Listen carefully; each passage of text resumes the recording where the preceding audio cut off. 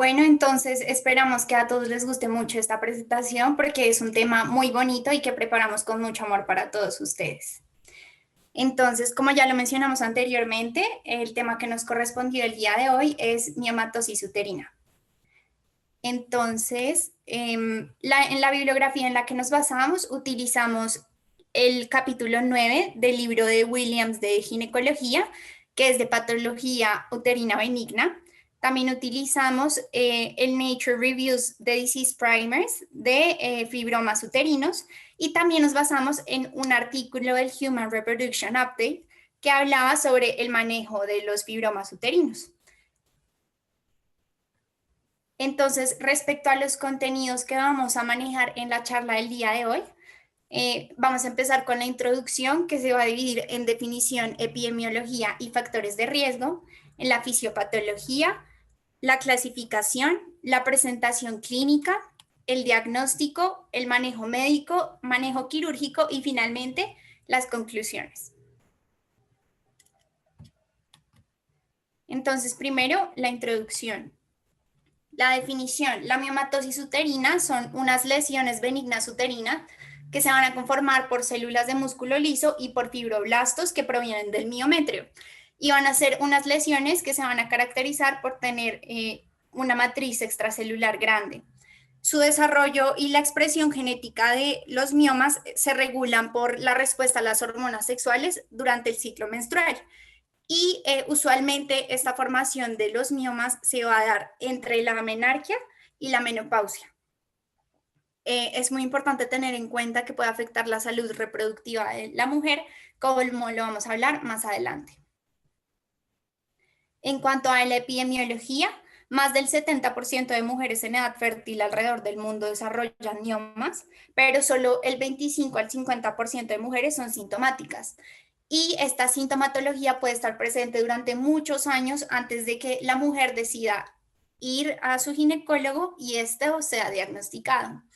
Adicionalmente, pues también los miomas pueden estar presentes durante mucho tiempo sin haber presentado ninguna sintomatología y después desarrollarla. En cuanto a los factores de riesgo, tenemos raza y edad. Respecto a la raza, un factor de riesgo muy importante es ser una mujer afrodescendiente. Se ha visto que la relación es 3-1 con respecto a mujeres caucásicas y mujeres asiáticas. De las mujeres latinas se habla que aproximadamente la relación es de 2-1. ¿Cuál es el problema en mujeres afrodescendientes? No está muy claro ni muy elucidado por qué tienen más riesgo de desarrollar miomas, pero sí se ha evidenciado que son mujeres que los desarrollan más temprano, aproximadamente 10 años antes que las mujeres caucásicas, presentan más miomas, son mucho más sintomáticas y además de eso el tamaño de los miomas son mucho más grandes. Y en cuanto a la edad, pues era lo que les comentaba, que usualmente los miomas van a aparecer desde la menarquia hasta la menopausia, entonces es un factor de riesgo estar en edad fértil. Como segundo factor de riesgo tenemos la menarquia temprana, que pues va a consistir en cuando las niñas tienen su primera menstruación antes de los 10 años. Y va a ser porque va a haber un aumento del estradiol. Adicionalmente, también tenemos los anticonceptivos orales. Ay, ¿ya se está viendo? Sí. Los anticonceptivos orales y va a ser por una exposición temprana a los anticonceptivos. Usualmente, cuando hay una exposición antes de los 16 años o entre los 13 y los 16 años. Y aquí como un dato que es muy importante dar es que las progestinas actúan como factor protector para el desarrollo de miomas.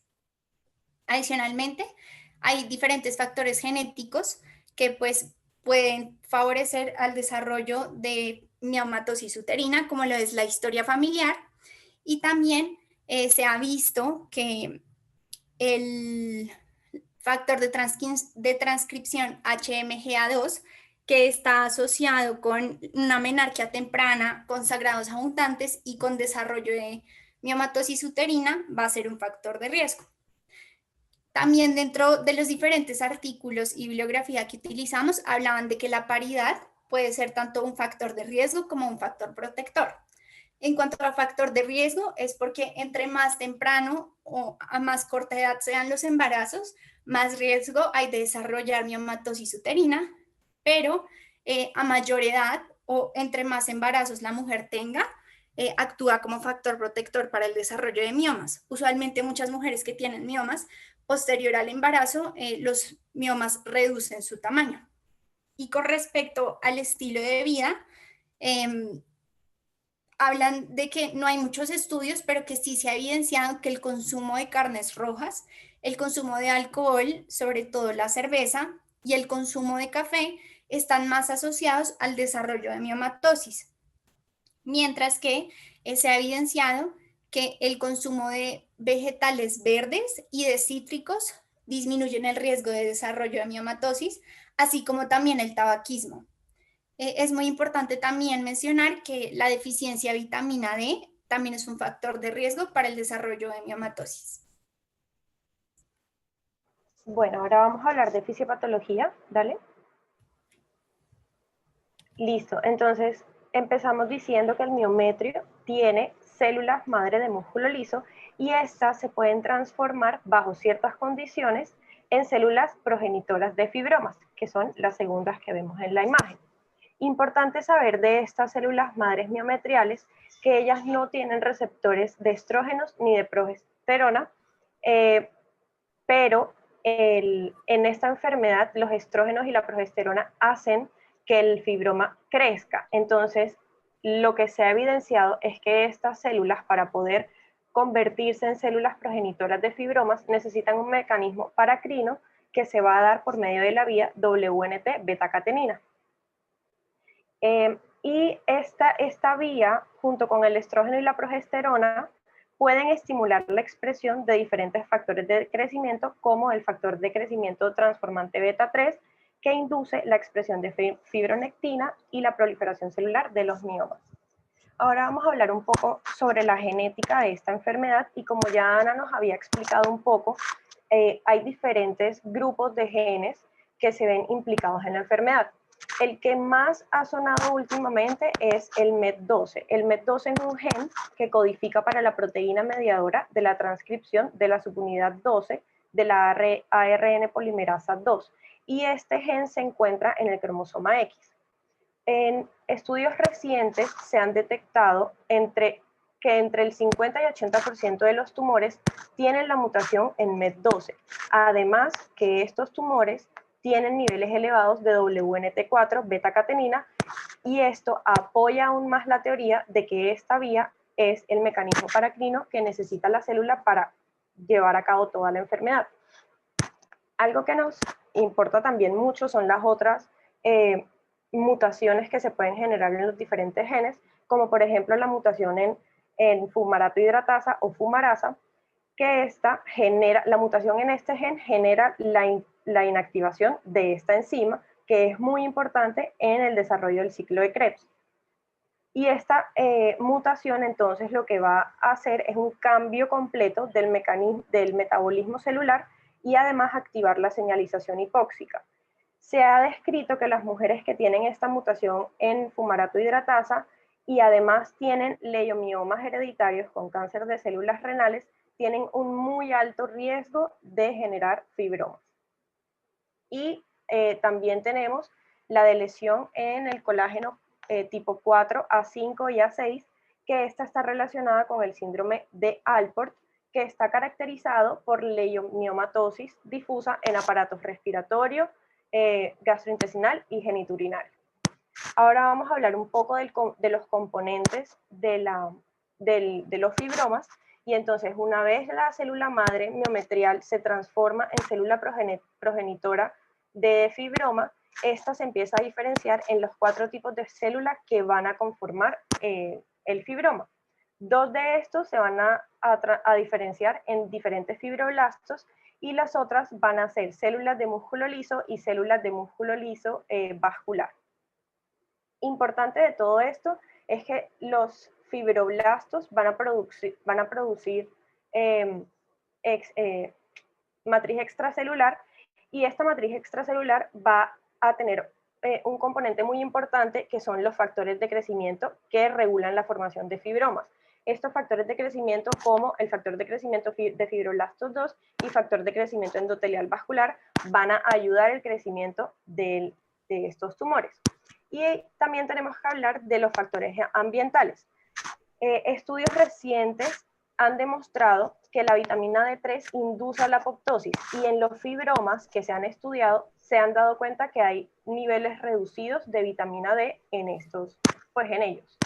Y por último, en un estudio in vitro se demostró que la progesterona es un regulador primario en el crecimiento de fibromas y en el mantenimiento de volumen de estos, mientras que el estrógeno es como el regulador primario en la inducción de receptores de progesterona. Listo, entonces vamos a continuar con la clasificación de los miomas. De la clasificación que les vamos a hablar es la clasificación de FIGO, que es una que realizó la Federación Internacional de Ginecología y Obstetricia. Entonces, ¿en qué consiste esta clasificación? Se da según la ubicación de los miomas con respecto a la superficie mucosa y serosa dentro del útero. Adicionalmente, pues es importante mencionar que múltiples miomas pueden tener diferentes ubicaciones y que esta es una clasificación que no tiene en cuenta ni el tamaño ni la severidad de la enfermedad. Entonces, a grandes rasgos, podemos decir que podemos encontrar miomas submucosos, miomas intramurales, miomas subserosos y miomas pediculados. Entonces, la clasificación de FIGO los clasifica de tipo 0 hasta tipo 8. Entonces, el tipo 0 va a ser un mioma pediculado en la submucosa que se extiende hacia la cavidad uterina, o también se conoce como mioma pediculado en submucosa intracavitario. El tipo 1 va a ser el mioma submucoso, que va a tener menos del 50% de ubicación intramural o dentro del miometrio. El mioma tipo 2 va a ser un mioma submucoso que va a tener más del 50% de ubicación miometrial. El mioma tipo 3 va a ser un mioma 100% intramural, pero que todavía va a tener contacto con el endometrio. El mioma tipo 4 va a ser un mioma completamente intramural y no tiene contacto ni con el endometrio ni con la serosa. El tipo 5 va a ser un mioma subseroso que va a tener más del 50% de su ubicación intramural. El mioma tipo 6 va a ser un mioma subseroso que va a tener menos del 50% de su ubicación intramural. El mioma tipo 7 va a ser un mioma subseroso pediculado. Y finalmente, el mioma tipo 8 va a ser los miomas que se encuentran en otra ubicación. Entonces, un ejemplo son los miomas en cervix. También es importante mencionar que existen miomas híbridos, que estos consisten en que la mitad de su diámetro está en la cavidad endometrial y la otra mitad está en la cavidad peritoneal. Y un ejemplo es este que aparece aquí, que dice 2-5.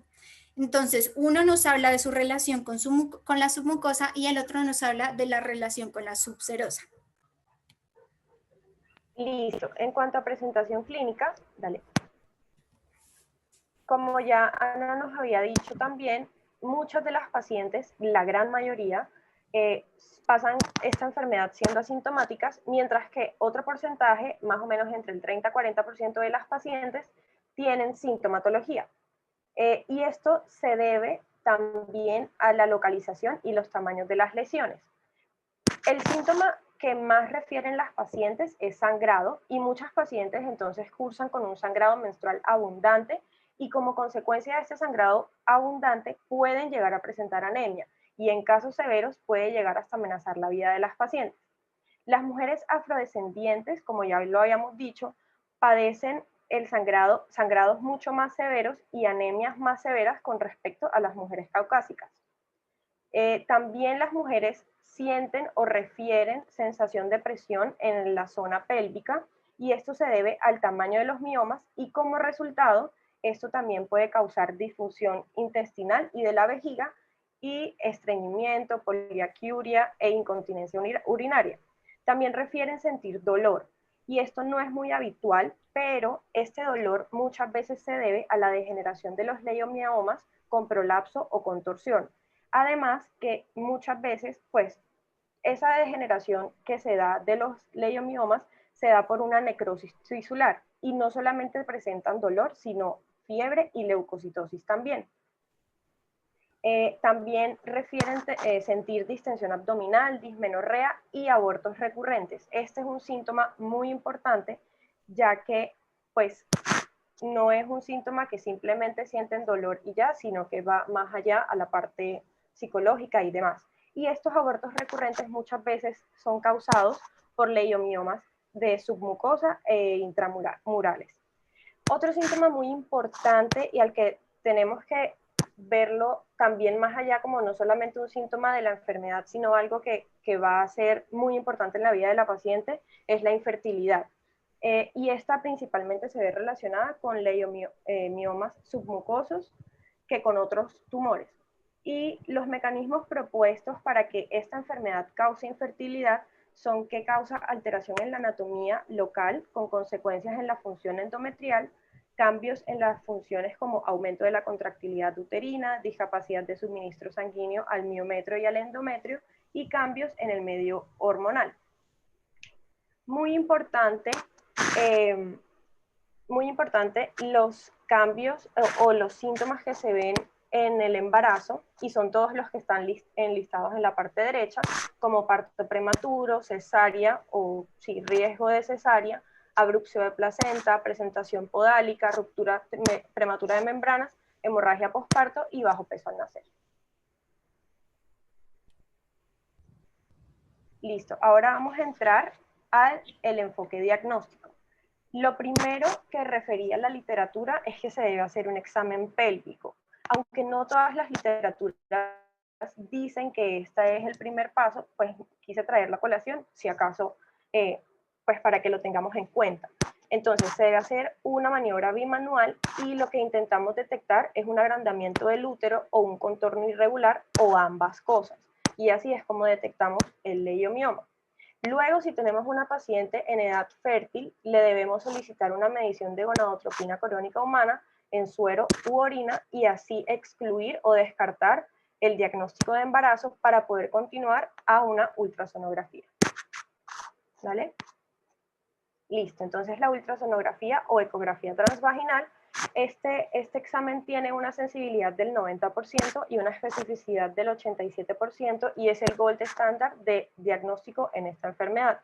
Tiene muchos beneficios ya que por su bajo costo está asociado a ser el gold estándar.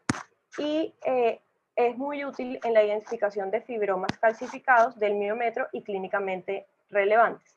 Una limitante de este examen es que cuando el útero se encuentra extendido, que es algo que se ve mucho en esta enfermedad, o sea, que el útero está más grande de lo normal, no se alcanzan a ver las lesiones por fuera de la pelvis. Esa es la limitante de la ecografía. Los diagnósticos, entonces, vamos a ver los fibromas como una masa focal de textura heterogénea que varía entre hipoecoico e hipoecoico e hiperecoico. Entonces, las calcificaciones las vamos a ver como hiperecoicas. Esto significa que van a verse de un color gris claro, casi blanco, y pueden estar rodeando el tumor o dispersas al azar por toda la masa. Y la degeneración quística o mixoide se va a ver como manchas hipoecoicas o anecoicas, es decir, gris oscuro o casi negro, que van a estar delimitando de manera punteada la lesión irregular, pero siempre van a ser pequeñas. ¿Vale? ¿Vale? Así es como vemos una ultrasonografía, y lo que vemos en esta imagen es, entonces, en el lado derecho se va a ver el cuello uterino y en la parte de abajo estamos viendo el fondo. Y lo que vemos en esta imagen es un leiomioma subseroso. ¿Vale? Listo. Ahora pasamos a la histerosonografía. ¿Qué es la histerosonografía? Es la misma ultrasonografía que vimos en la diapositiva anterior, solo que esta vez se va a hacer una infusión de solución salina en la cavidad uterina. Y esto lo que nos va a ayudar es a delimitar los miomas submucosos e identificar la proximidad de miomas intramurales en la cavidad endometrial. La sensibilidad de esta prueba es de 100% y su especificidad es del 98%. Algo importante es que, por ejemplo, con solo la ultrasonografía, los fibroides submucosos pequeños del endometrio circundante no se ven muy bien, pero con la infusión de solución salina, se puede ayudar a aislar el fibroide submucoso con el fluido que estamos infusionando y permitir la mejor visualización. Igual que en la anterior, la masa se va a ver focal y con textura heterogénea que varía entre hipoecoico e hiperecoico. Y súper importante es que podemos ver de manera muy acertada los fibromas submucosos. ¿Dale? ¿Dale? Listo. Entonces en esta imagen estamos viendo una histerosonografía donde se va a ver en la B, estamos viendo el balón del catéter de infusión. Donde está la B, ahí está el balón con la solución salina. Y donde Perdón, están... perdón, hola, qué pena las interrumpo. Pues quería que acá agregar una cosita que me parece muy importante en este examen. Cuando hacemos la evaluación y el enfoque de la miomatosis, es muy importante lo que están hablando en este momento y es la histerosonografía. El examen con mejor sensibilidad y especificidad para estudiar los miomas uterinos es la resonancia magnética, a excepción de aquellos que están adentro de la cavidad. O sea, aquellos que son tipo 0, tipo 1 y tipo 2, y en algunas ocasiones, según la nueva clasificación que ha dado la FIGO, los 3 que están en contacto con el endometrio. Este examen que ven acá es un examen que no se hace en todos los lugares. Es un examen que requiere una preparación para la paciente, en la cual instilamos con una sonda de Foley, digamos que solución salina en la cavidad, que tiene que ser manejado por manos expertas, pero que si logramos hacerlo bien, vamos a obtener una muy buena imagen como esta que nos están mostrando acá. Ahí vemos un clásico mioma que es endocavitario y que nos está ayudando a delimitar muy bien el miometrio. No sé si logran ver las dos flechitas blancas que están ahí. Nos ven la hoja anterior, exacto, la hoja posterior y la hoja anterior del endometrio. Vemos como en realidad está muy respetada el miometrio, digamos que la capa que está justo por debajo de la capa basal endometrial, la vemos muy bien delimitada. Eso nos habla de que es un mioma o tipo 0 o tipo 1. Y estos son los que debemos manejar, que yo creo que ya nos van a hablar más adelante de una forma muy diferente a los que hacemos por vía abdominal, por histeroscopia, por laparoscopia, por laparotomía, etc. Entonces es muy importante que a ustedes se les grabe en la cabeza que la ultrasonografía normal es un examen bueno, como de primera instancia, porque como lo dijeron ustedes muy bien, es un examen que está disponible casi que en todo lugar, que tiene un costo bajo, que lo sabemos hacer muchos ginecólogos, pero a diferencia, cuando vemos en algún reporte que hay una ecografía que nos dice mioma submucoso, pero es solo una ultrasonografía de 2 dimensiones, tal vez la conducta sería hacer un examen complementario para confirmar ese diagnóstico.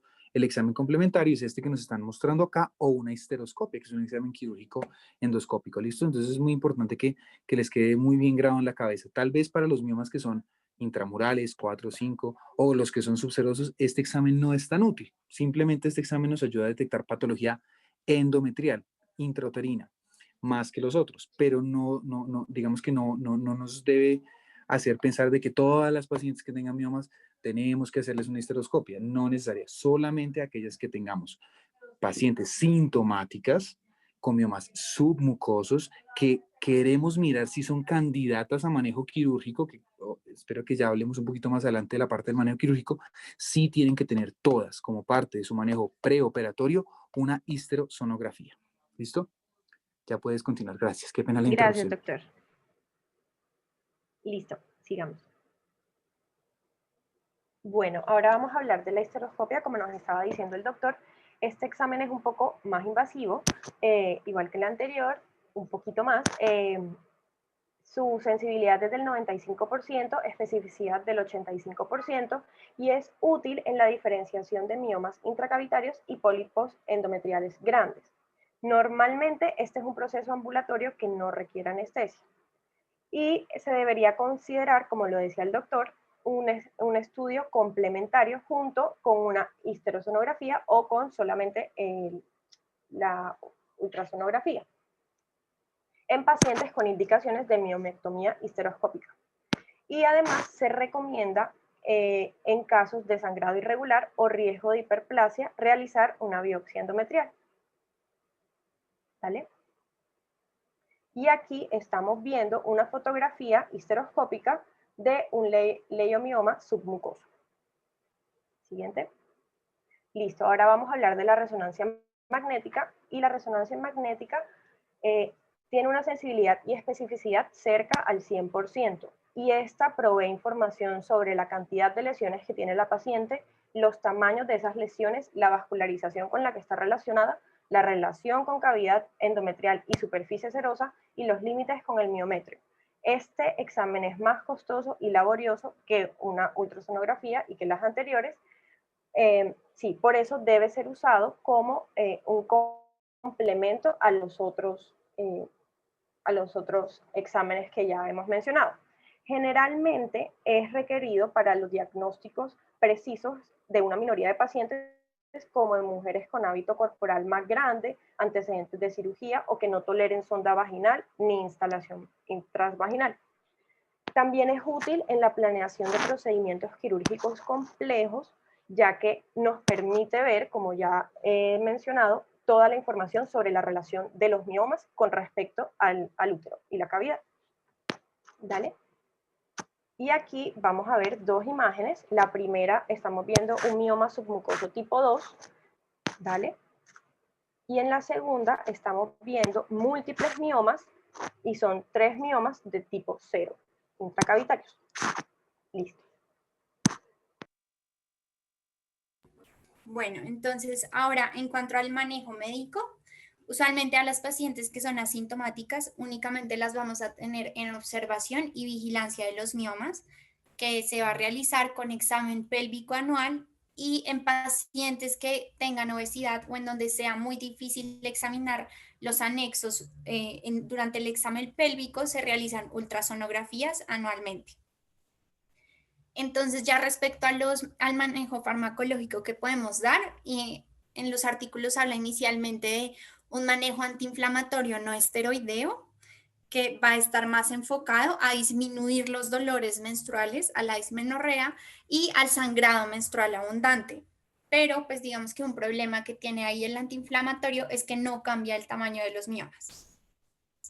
También se puede dar manejos con anticonceptivos orales, que pueden ser anticonceptivos orales combinados, progestinas orales, que como ya lo había mencionado anteriormente, las progestinas finalmente actúan como un factor protector frente al desarrollo de los miomas, o el acetato de medroxiprogesterona. Entonces, los mecanismos de acción que van a tener estos van a ser que van a inducir a la atrofia endometrial y que van a disminuir las prostaglandinas. Y pues, como ya lo hemos mencionado durante múltiples ocasiones durante nuestra charla, los estrógenos y la progesterona son claves en la regulación de la fisiopatología de los miomas. También otro manejo que podemos tener es el dispositivo intrauterino, que libera levonorgestrel, y este pues tiene algunas ventajas, como que disminuye la menorragia en mujeres que tienen miomas, pero que no distorsionen la cavidad endometrial, porque es importante que estos miomas no distorsionen directamente la cavidad endometrial, porque allí es en donde va a estar ubicado el DIU, y si hay mucha distorsión de la cavidad endometrial, existe un alto riesgo de expulsión. Aproximadamente más del 25% de pacientes van a generar expulsión del dispositivo intrauterino. Adicionalmente, pues el dispositivo induce a atrofia endometrial y disminuye la proliferación celular e induce a apoptosis, pero nuevamente no cambia el tamaño de los miomas. Entonces aquí esta es una imagen de cómo debe hacerse la colocación correcta del dispositivo intrauterino, y estos puntos azules que vemos aquí es como la simulación de la liberación del levonorgestrel. Pero como les comentaba, si tenemos una cavidad endometrial muy distorsionada, existe un alto riesgo de que se expulsen posteriormente el dispositivo y finalmente haya que buscar otra alternativa de tratamiento.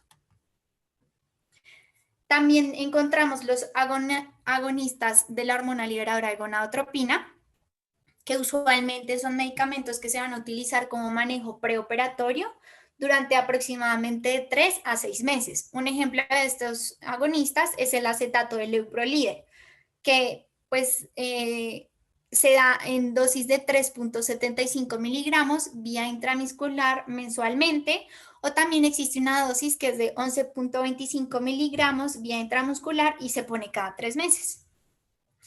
Estos son unos medicamentos que van a actuar directamente en los receptores de la hormona liberadora de gonadotropina. Entonces, ¿qué es lo que sucede? Estos medicamentos van a actuar directamente en la glándula pituitaria y nos van a generar inicialmente un aumento exagerado de la producción de hormona luteinizante y de la folículo estimulante. Posteriormente se va a dar una regulación a la baja que va a inducir a un hipoestrogenismo, y esto finalmente nos va a llevar a la reducción tanto del tamaño de los miomas como a la reducción del tamaño del útero. Entonces, como podemos ver, este es un manejo que está como más enfocado hacia los síntomas de sensación de presión. El problema con estos medicamentos, pues, es que en los efectos secundarios son similares a la menopausia. Entonces, algunos pueden generar resorción ósea y sensación de calor, pero esto se puede manejar con terapia complementaria, que ya se las voy a mencionar a continuación. Otros medicamentos que tenemos son los moduladores selectivos de progesterona. Un ejemplo de los que más se utilizan es el acetato de ulipristal, que la dosis es 5 miligramos vía oral, y el tratamiento con este medicamento es un tratamiento intermitente que se hace en ciclos de 12 semanas aproximadamente, porque no se sabe cuáles son los efectos que tiene a largo plazo. Entonces, son medicamentos que se utilizan en manejo a corto plazo preoperatorio, que también nos van a ayudar a reducir el volumen de los miomas y del útero, y además de eso van a disminuir el sangrado abundante y el dolor. Y como les mencioné anteriormente, también pueden generar efectos secundarios similares a la menopausia y pueden requerir terapia complementaria, como lo son el tibolone, el raloxifeno, la isoflavona, la hidroxiprogesterona, que usualmente son estrógenos sintéticos que se dan en pacientes que son menopáusicas. Aquí estos moduladores selectivos de progesterona entonces van a actuar en 3 lugares principalmente. Primero, directamente en los miomas, disminuyendo su tamaño y asimismo inhibiendo su proliferación celular de los fibroblastos e induciendo a la apoptosis. También van a actuar en el endometrio, en donde van a disminuir el sangrado y también van a realizar cambios benignos en el endometrio, pero reversibles. Y adicionalmente, también actúan en la glándula pituitaria y pueden inducir a la amenorrea por inhibición de la ovulación. Entonces, lo que van a hacer estos medicamentos es mantener niveles de estradiol como los que se mantienen en la fase folicular, que son como unos niveles intermedios, porque sabemos que en el ciclo menstrual, durante la ovulación, el estradiol aumenta muchísimo. Estos medicamentos lo que van a hacer es mantener unos valores medios durante todo el ciclo menstrual, evitando ese aumento del estradiol que puede favorecer al crecimiento de los miomas. Y por último, yo quería comentar acá un par de en cuanto a los agonistas. Resulta que cuando, pues, digamos en la parte del mecanismo de acción, los agonistas de los receptores de GnRH actúan ubicándose sobre el receptor, y una vez sea, digamos que de cierta manera saturado ese receptor, ellos hacen endocitosis a nivel de la pituitaria, o sea, ellos se esconden. Entonces, una vez se ha hecho esa disregulación y esos receptores se han, digamos que, ocluido, ya no tenemos, a pesar de que podamos estar liberando mucho estradiol en el cuerpo, no vamos a tener cómo estimular esos receptores. Cuando no tenemos cómo estimularlos, pues definitivamente cesa la producción. Recuerden que la GnRH libera las hormonas, induce la liberación de hormonas gonadotropas según la velocidad a la cual se esté, digamos que, estimulando esos receptores.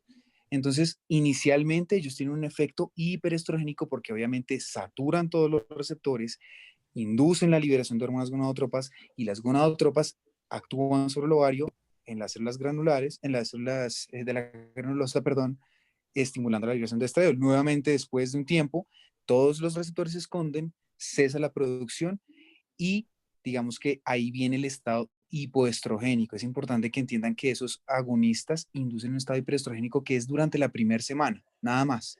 Luego, durante las siguientes 2, 3, 4 semanas ya empieza el efecto hipoestrogénico. Segundo, uno se preguntaría, bueno, si yo quiero inducir un estado hipoestrogénico, un estado hipoprogestágeno, para reducir el tamaño de los miomas, ¿por qué estoy dando inicialmente esos agonistas y una vez se generan esos síntomas de menopausia, por qué razón yo doy una terapia complementaria? O sea, sería como contradictorio yo dar una terapia complementaria con estrógenos y progestágenos si lo que estamos intentando es disminuir justamente ese efecto. Pues resulta que los efectos la concentración de estrógenos y progesterona que requieren estos miomas para inducir su proliferación, su maduración, etcétera, etcétera, son muchísimo más altos a los cuales nosotros podemos administrar medicamentos que le ayuden a la paciente a mitigar esos síntomas de hipoestrogenismo que está generando, o sea, los síntomas vasomotores, de calor, de sudor, de insomnio, de malestar o de, por ejemplo, de ansiedad, de depresión, etcétera, etcétera. Entonces, por eso nosotros podemos dar esa terapia complementaria. Eso mismo pasa con el ulipristal, cuando inducimos estados, digamos que de muy baja concentración hormonal, pero damos una terapia complementaria y eso también pasa, por ejemplo, en las mujeres posmenopáusicas. Nosotros contrarrestamos esos efectos hipoestrogénicos, les mejoramos más que todos los síntomas, pero no le aumentamos tanto la morbilidad. ¿Listo? Entonces, esas son dos cositas importantes que me gustaría que les quedaran muy claros y porque, digamos que cuando yo lo leí de primera vez, yo no entendía por qué razón podíamos darle terapia complementaria a esos pacientes si lo que estábamos justamente era buscando un efecto completamente antagonista. ¿Listo? Dale, puedes continuar. Gracias. Gracias, doctor.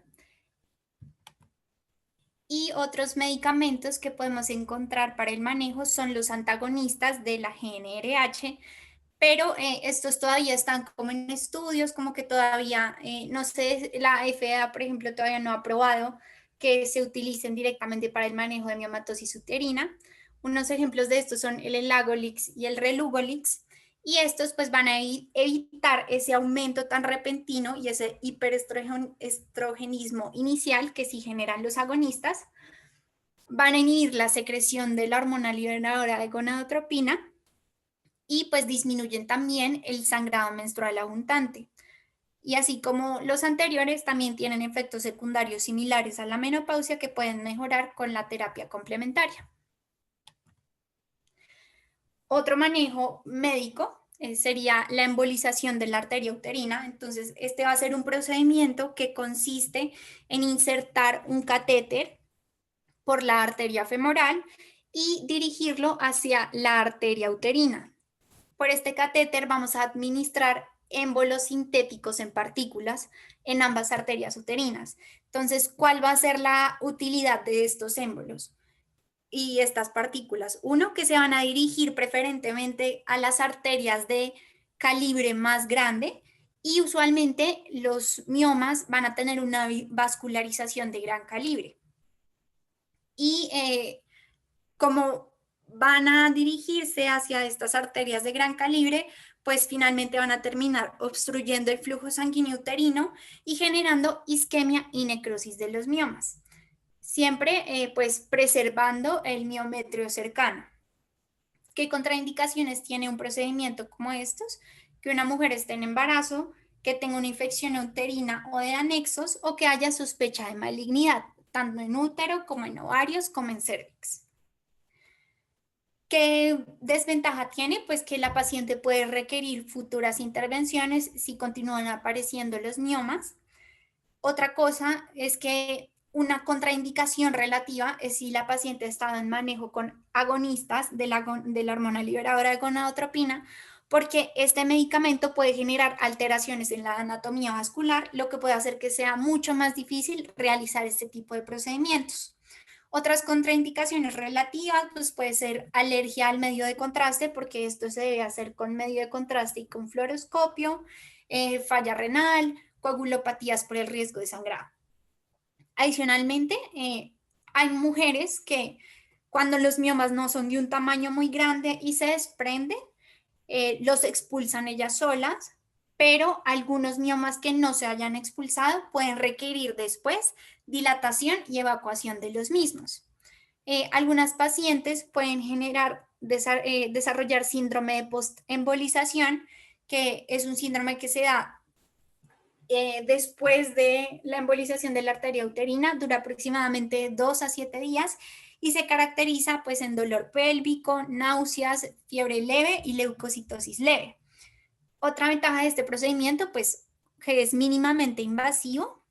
Sí hay que mencionar que es un procedimiento que es doloroso para las pacientes, pero que la tasa de reingreso es baja, la tasa de complicaciones también es baja. Y aquí pues es otra imagen donde podemos ver las partículas viajando por la arteria uterina y hacia las arterias de gran calibre que van a estar irrigando a los miomas. Otro manejo que se puede dar es el ultrasonido focalizado guiado por resonancia magnética. Entonces, pues este va a ser un procedimiento que va a consistir en concentrar y dirigir la energía de un ultrasonido a miomas seleccionados. Y esto se va a hacer con mucha precisión, generando calor e induciendo así necrosis coagulativa en los miomas.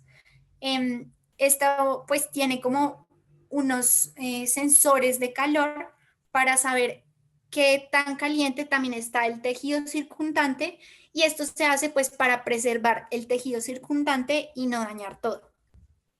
Adicionalmente, después de que se hace se pone esta energía por radiofrecuencia focalizada, se debe realizar una resonancia magnética con gadolinio, pues para medir el volumen no perfundido dentro de los miomas.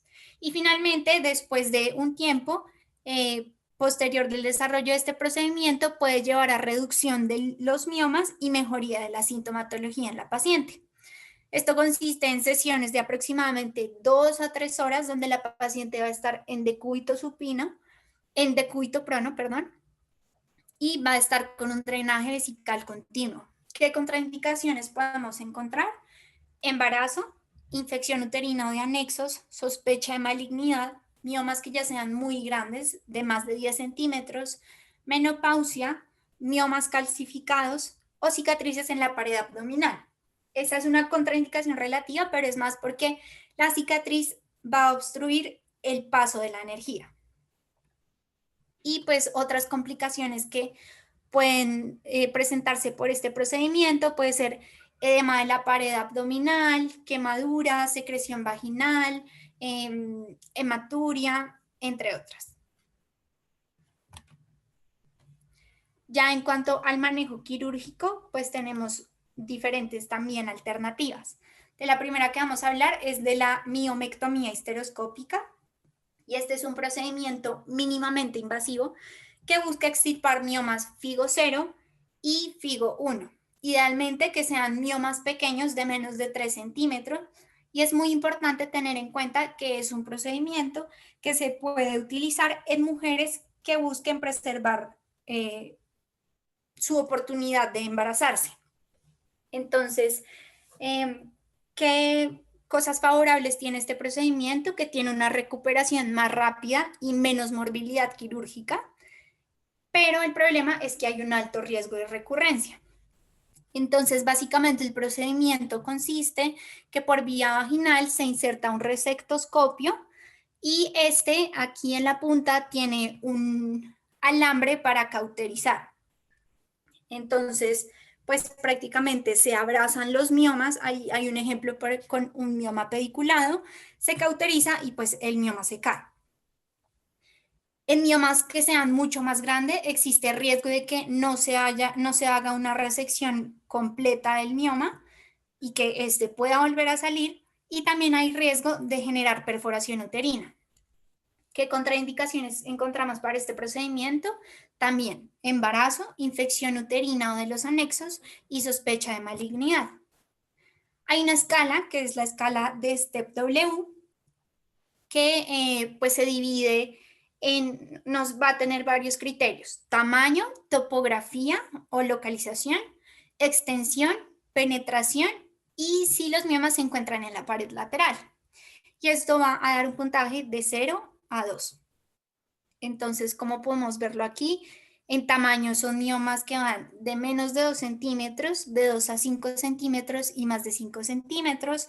Si su localización es baja, media o superior, si va a tener una extensión menor de 1/3 a 2/3 o más de 2/3, y si la penetración, que va a ser lo que hablábamos durante la clasificación de FIGO, que va a ser la penetración hacia la porción intramural, va a ser de 0, de menos o igual del 50% o más del 50%.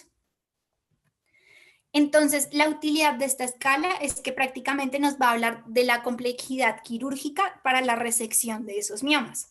Entonces, los divide en 3 grupos. El grupo 1, que va a un puntaje de 0 a 4, el grupo 2, que es un puntaje de 5 a 6, y el grupo 3, que va a ser un puntaje de 7 a 9. A medida que aumenta el puntaje, más difícil va a ser la resección quirúrgica, pero pues también hay que tener en cuenta que estos procedimientos muchas veces son cirujano dependiente y de la habilidad que tengan para realizarlos. Otro procedimiento que se puede realizar es la miomectomía laparoscópica, y esta se va a preferir en la resección de miomas grandes de entre 6 a 10 centímetros o múltiples miomas de más de 3 centímetros, tanto subserosos como intramurales. Entonces, él tiene una tasa de reintervención relativamente baja, del 10 al 15%. Hay una mejoría del sangrado en las pacientes entre el 70 y el 80%. Tienen estancias hospitalarias más cortas y hay menor mortalidad porque hay menor riesgo de infección, menor riesgo de sangrado, menor formación de adherencias y menos dolor.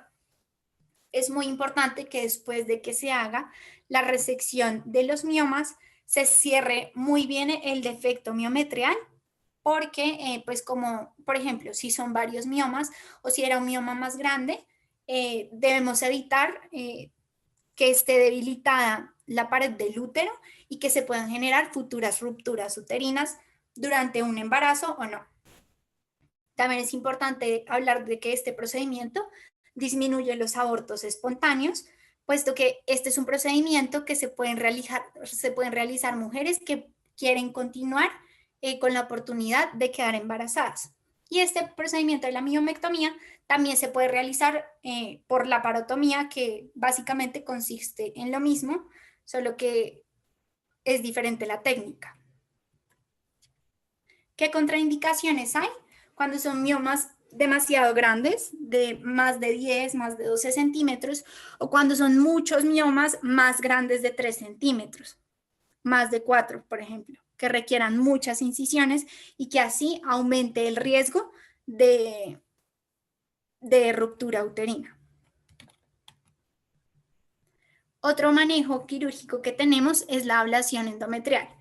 Entonces, la ventaja de este procedimiento es que es mínimamente invasivo, que se utiliza en mujeres que no deseen embarazos futuros y usualmente se va a preferir para miomas FIGO3 en adelante. Entonces, ¿por qué se hace más que todo en mujeres que no deseen embarazos futuros? Porque es un procedimiento irreversible que se encarga de la destrucción del endometrio. Entonces, algo que es muy importante decirles a las pacientes es que no va a proveer un efecto contraceptivo y que aumenta el riesgo de que se desarrollen embarazos ectópicos. Este es un manejo que se puede utilizar en combinación con histerectomía laparoscópica o solo se puede hacer la ablación endometrial.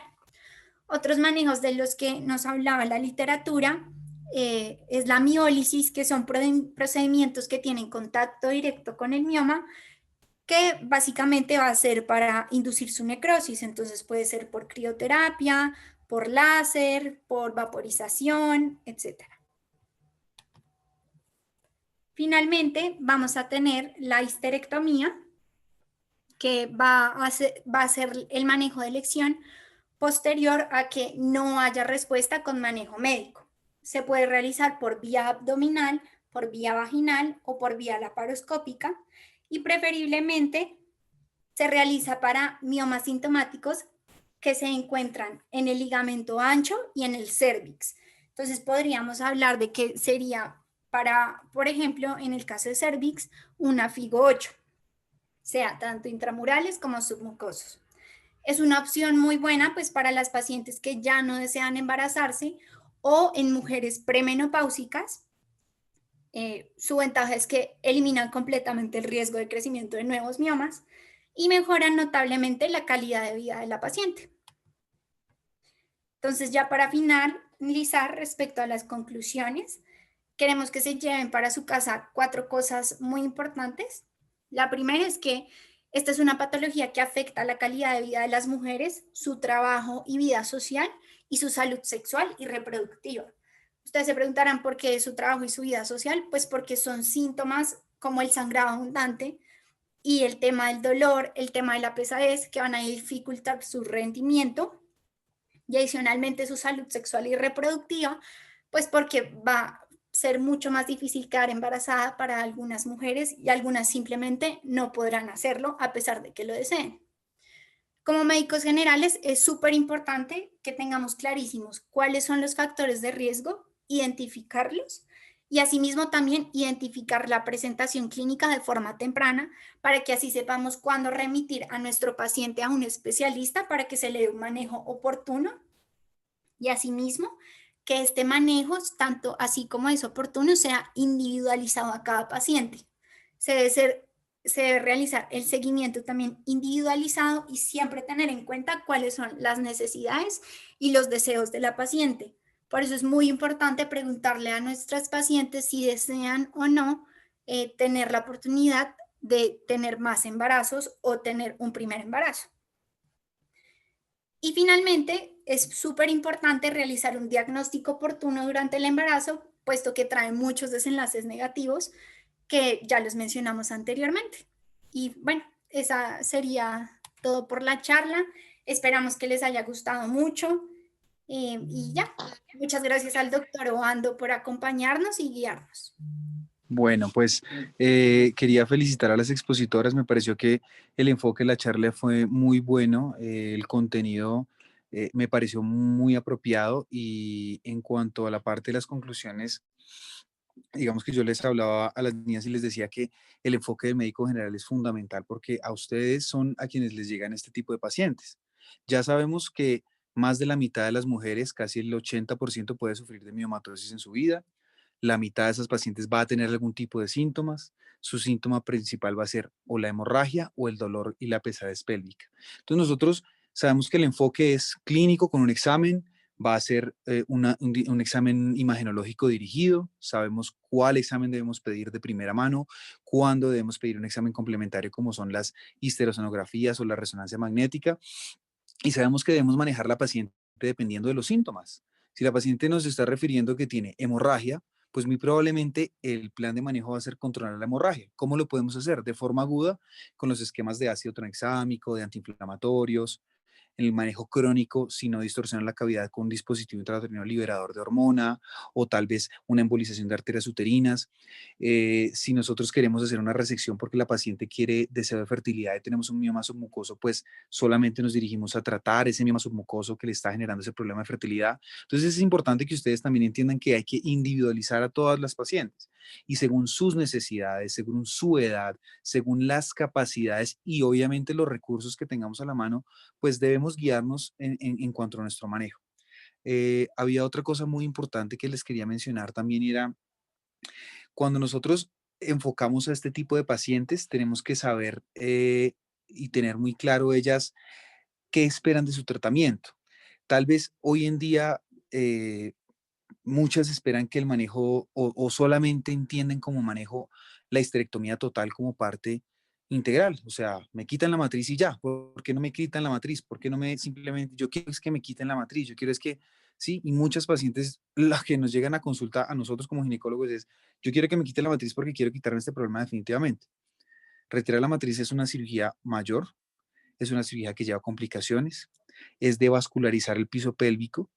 Al devascularizar el piso pélvico y llegan a la menopausia, van a inducir una atrofia de toda esa musculatura, de todas esas fascias, que les va a promover la aparición de prolapsos, de incontinencia urinaria, de problemas defecatorios. Entonces, la histerectomía no es una cirugía idónea. Si bien es la cirugía que más se practica casi que en todo el mundo después de la cesárea en mujeres, pues nosotros deberíamos explicarles muy bien y hacerles entender que hay muchas alternativas de manejo antes de esa cirugía definitiva. La herramienta del manejo médico con los agonistas de la GnRH, con los moduladores selectivos de receptores de progesterona como el acetato y cristal, hoy en día lo estamos solamente manejando, y esto tal vez es algo que ustedes no conozcan, y es que el acetato y lipristal tuvo una advertencia por la Federación, por la FDA en Estados Unidos, porque indujo unos casos de falla hepática, pero más que todo relacionado con el uso crónico. Entonces, hoy en día, estos tipos de medicamentos, como los agonistas y como los selectores, o los moduladores selectivos, perdón, de los receptores de progesterona, se utilizan más en un ámbito como preoperatorio, para preparar a esas pacientes que tal vez tengan miomas muy grandes, cuya cirugía va a tener mucha morbilidad, va a haber mucha pérdida sanguínea y tal vez la paciente no la vaya a tolerar tan bien. Bueno, eso nos debe quedar muy importante. Estos esquemas deben ser cortos y deben ser dirigidos como manejo preoperatorio. Bueno, importante lo que les digo, saber que la histerectomía no es la solución para todo. Hay muchas alternativas hoy en día que tenemos a la mano, que podemos utilizar y que le debemos nosotros que ofrecer a las pacientes. El conocimiento es más para ellas que para nosotros. Ellas no saben de esto, nosotros sí, y debemos guiarlas. Bueno, lo ideal es que ustedes hoy se lleven de la charla que tienen unas alternativas que pueden ofrecérselas a las pacientes y que ya ellas tengan una posibilidad de decidir en cuanto a ese manejo. ¿Listo? Entonces las felicito mucho por la charla, me pareció muy buena. Me encantó que me hubieran invitado, pueden seguir invitando a las que quieran y acá estaremos para todo. Entonces, para todos una feliz noche y niñas, muchas gracias. Muchas gracias a usted, Muchas doctor. gracias, doctor. Gracias a todos por conectarse y escucharnos.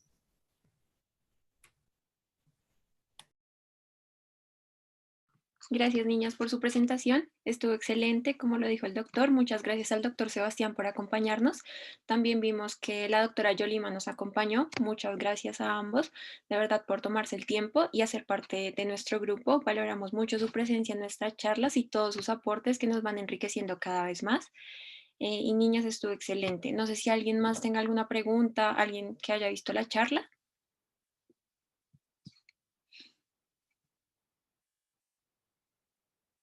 O si la doctora Yolima tiene algún comentario, no sé.